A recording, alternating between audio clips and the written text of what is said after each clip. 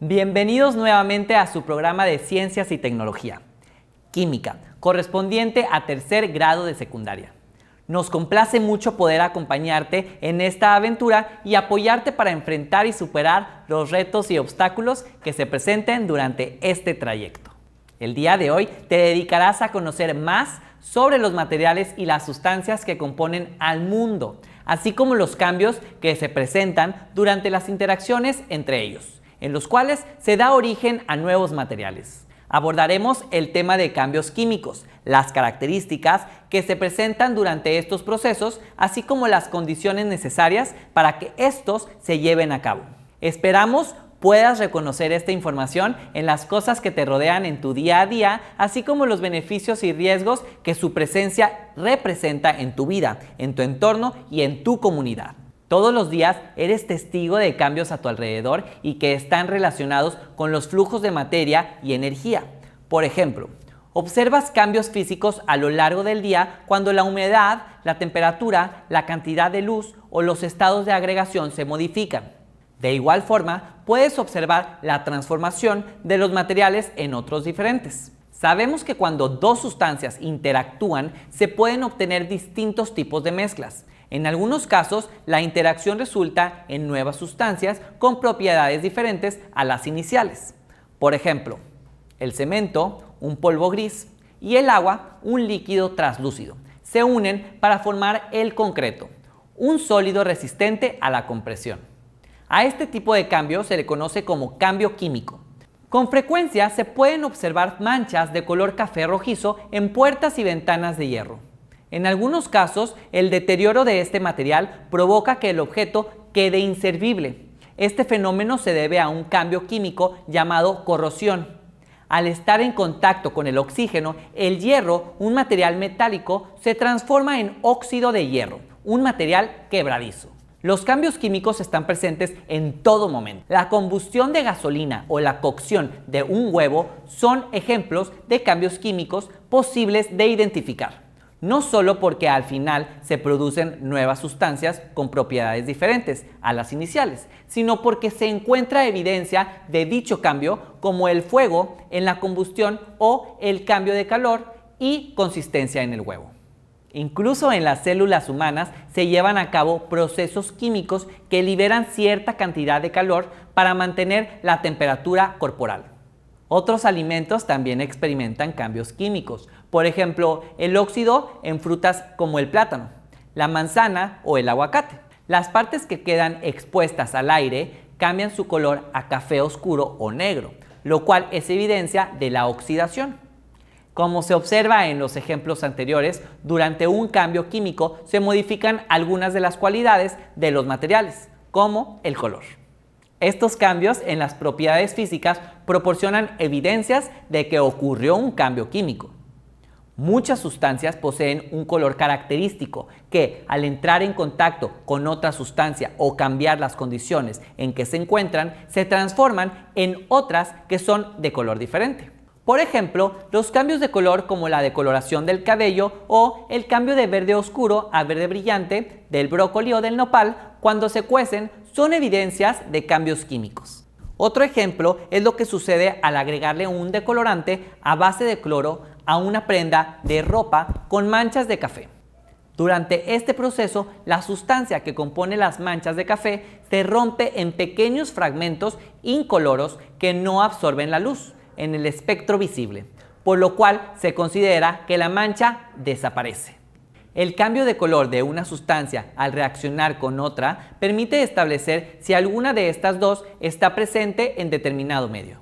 El cambio de color del aguacate debido a su oxidación indica que hay oxígeno en el ambiente. A la sustancia que se utiliza para detectar la presencia de otras se le llama indicador. Los indicadores más utilizados son aquellos que cambian de color en presencia o ausencia de algunas sustancias llamadas ácidos, como el jugo de limón, o bases, como el jabón. Por lo general, la cantidad de indicador requerida para que el cambio de color sea notorio es muy baja. Incluso pequeñas concentraciones de la sustancia pueden provocar cambios de color evidentes al ojo humano. Un ejemplo de indicador es la fenolftaleína. Al agregar una disolución de esta sustancia a una disolución de una base, la primera se transforma en otra sustancia de color rosa, lo que confirma la presencia de la base. Al dominar el fuego, nuestros antepasados aprovecharon su energía en forma de calor para cocer alimentos o endurecer la punta de sus lanzas, pues esta energía térmica se utiliza para producir cambios químicos en los materiales, además de que su liberación puede evidenciar un cambio químico. Esto sucede, por ejemplo, en la combustión.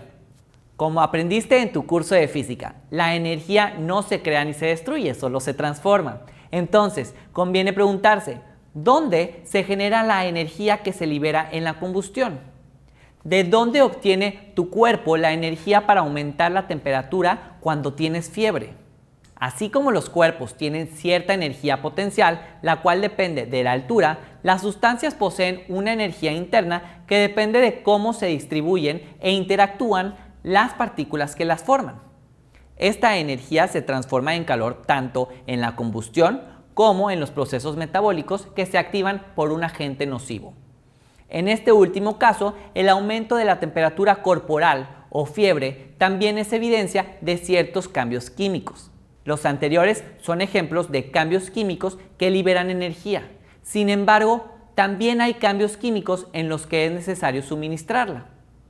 Tal es el caso de la cocción de los alimentos. Durante un cambio químico también se produce luz, como en la combustión de la leña y del gas utilizado en las parrillas. Los átomos que los componen adquieren mucha energía y una parte la emiten en forma de luz, lo que produce una flama visible. Al fenómeno que consiste en la emisión de luz que provocan algunos materiales al calentarse se le llama incandescencia. Un ejemplo son las brasas en un anafre, un metal al rojo vivo o los fuegos artificiales. Estos últimos están fabricados de una mezcla de pólvora y sales de diferentes metales: sodio, bario, estroncio, cobre o titanio. Cada uno se utiliza según el color que se desea obtener y el calor liberado por la combustión de la pólvora proporciona la temperatura para que los metales contenidos en dichas sales emitan luces de diferentes colores. En ocasiones, la incandescencia se genera por medio de ciertos cambios químicos. Por ejemplo, los flashes que usaban las cámaras fotográficas de principios del siglo pasado, estos utilizaban un ligero estallido de magnesio. Algunos cambios químicos producen luz sin que aumente la temperatura del sistema. A este fenómeno se le llama luminiscencia. Por ejemplo, las barras de luz química, al doblar estos dispositivos, entran en contacto dos sustancias, lo que provoca que el cambio químico libere energía en forma de luz. El fenómeno de la luminiscencia también se presenta en algunos seres vivos, como las luciérnagas, algunos protistas acuáticos, hongos, entre otros. Esto se debe a que dichos organismos contienen unas sustancias llamadas luciferinas, que al entrar en contacto con el oxígeno se transforman en sustancias que liberan luz. A esto se le conoce como bioluminiscencia y es una forma de comunicación entre una misma especie. El mercurio es el único metal que permanece en estado líquido a temperatura ambiente. Sin embargo, en la naturaleza no se encuentra en tal estado. Para obtenerlo, se debe calentar un mineral rojo brillante llamado cinabrio y, al condensar los vapores generados, produce el mercurio líquido. Como en el caso anterior, la formación de nuevas sustancias es una de las maneras de evidenciar los cambios químicos. Por ello, la obtención del mercurio metálico en estado líquido es un buen ejemplo. Al agregar alcohol a una mezcla de vegetales o hígados con jabón, se puede obtener el ADN. En este experimento, las sustancias tienen una fase diferente a la de la disolución inicial, lo que las lleva a separarse de esta y depositarse en el fondo del recipiente. A este fenómeno se le llama precipitación y puede ser evidencia de un cambio químico. Otro ejemplo es cuando entran en contacto una disolución de yoduro de potasio y una de acetato de plomo, dando lugar a la formación de una sustancia diferente, un sólido de color amarillo, llamado yoduro de plomo. Probablemente conozcas medicamentos cuya presentación son las tabletas efervescentes. Estas suelen mezclarse con agua hasta quedar disueltas. Se conoce como la efervescencia a la liberación de gas en una disolución. la cual se debe a un cambio químico.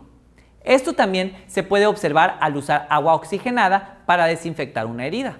En los ejemplos anteriores pudimos identificar cambios asociados a una reacción química, la cual es definida como el proceso de transformación de unas sustancias en otras en función del tiempo. Se entiende entonces que el cambio químico es la evidencia de que este fenómeno sucede.